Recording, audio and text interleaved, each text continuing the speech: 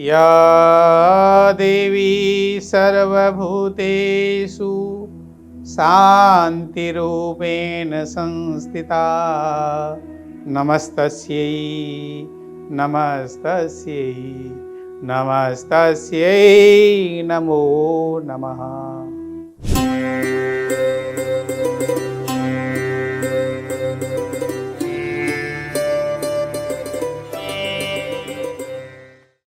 माँ भगवती का वह स्वरूप जो सबके अंदर शांति के रूप में रहता है, उसको हम प्रणाम करते हैं और आप सब भी उसको प्रणाम करें।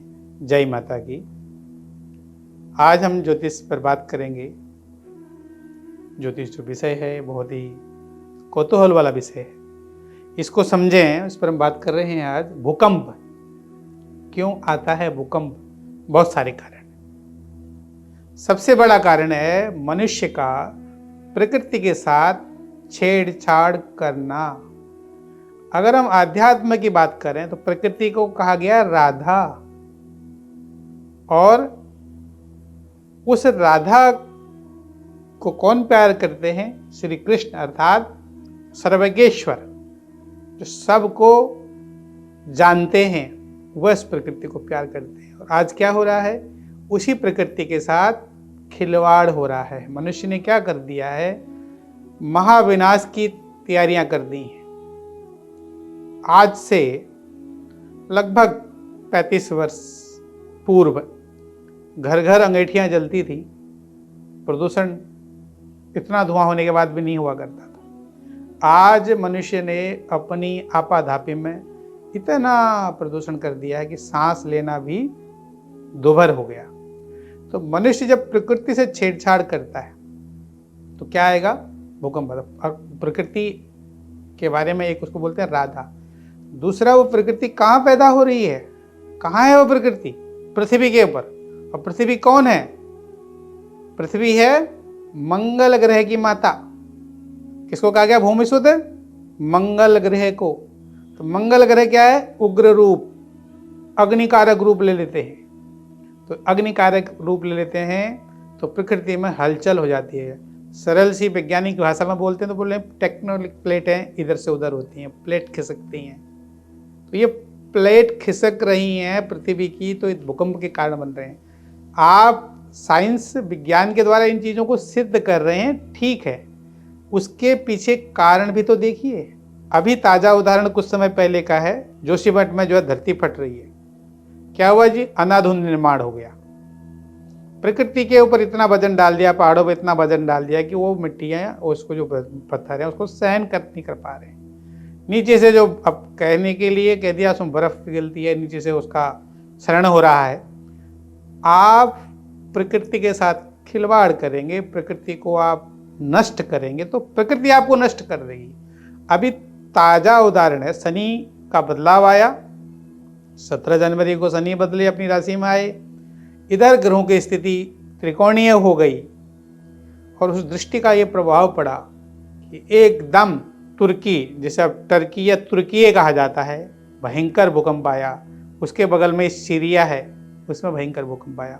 सीरिया में क्या हो रहा है? रोज लोग मारे जा रहे हैं, रोज एक दूसरे का गला काट रहे हैं, तरह तरह की वहां पर मारकाट मची हुई है। तो इतना हाहाकार होगा तो धरती कांपेगी। कहते हैं ना, जुल्म मत करो, धरती कांपेगी। तो अब उस धरती यानी कि मंगल की माता दर्द से करहार गई, और करहाएगी तो फिर भूकंप आएगा। और इस प्रकार के भूकंपों से टर्की में जो आंकड़ा है, कम से कम 45 से 50 हज़ार तो सरकारी आंकड़ा है। आप समझिए वहाँ लाखों लोग धरती के नीचे समा गई। पुराने ज़माने में वैदिक तरीके से मकानों का निर्माण होता था, सनातन पद्धति में मकानों का निर्माण होता था। मिट्टी के घर बनते थे, मिट्टी के ऊपर मिट्टी के घर, ऊपर से वो छाए जाते थे। गर्मियों में गर्म ठंडे रहते थे, वही घर ठंडियों में गर्म रहते थे। इस प्रकार की हम प्रकृति से छेड़छाड़ नहीं करते थे, हम धरती के साथ जुड़े हुए रहते थे। आज क्या हो रहा है? अनाप शनाप निर्माण, अनाप शनाप सुख सुविधाएं। हाल ये हो गया कि अब तो मशीनें आ गई हैं, ऐसी ऐसी मशीनों का निर्माण हो गया है कि आपने बोला उसने काम करके दे दिया। मतलब आपको सोचने की भी आपकी ताकत ले ली जाएगी। ऐसा समय आ रहा है कि आपके सोचने की जो ताकत है आपने निर्माण ही नहीं करना। कुछ ही लोग होंगे जो राज करेंगे इन कामों से, समय ऐसा आ रहा है। तो इसलिए प्रकृति के साथ खिलवाड़ ना करें। हमारे यहाँ शास्त्रों में कहा गया कि पहली रोटी गौ माता को खिलाएं और अंतिम रोटी कुत्ते को खिलाएं। तो पहली रोटी और अंतिम रोटी के बीच में जो रोटी है वो अपने घर के सदस्यों को दें, बड़े को दें, छोटे को दें, और उस अन्न को प्रणाम करें और उस अन्न के ऊपर जल लेकर के 3 बार ऐसे जल से उसको अन्न को शुद्ध करके परमात्मा से बोले, हे परमात्मा से भोग लगाओ, फिर उसको ग्रहण करें। यानी कि हर जगह धन्यवाद करना, हर जगह धन्यवाद करना। अब कृतज्ञता बढ़ गई तो ये भूकंप आया, भूकंप से इतना नुकसान हुआ और बहुत ही शीघ्र अगले 3 महीने में फिर से एक भूकंप आएगा, जिस भूकंप के कारण धरती फिर हिलेगी, फिर जान और माल का नुकसान होगा।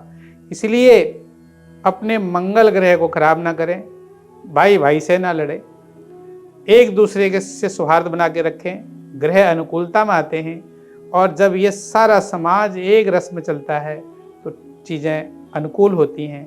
ग्रह भी अपना काम अनुकूलता से आपको फल देते हैं।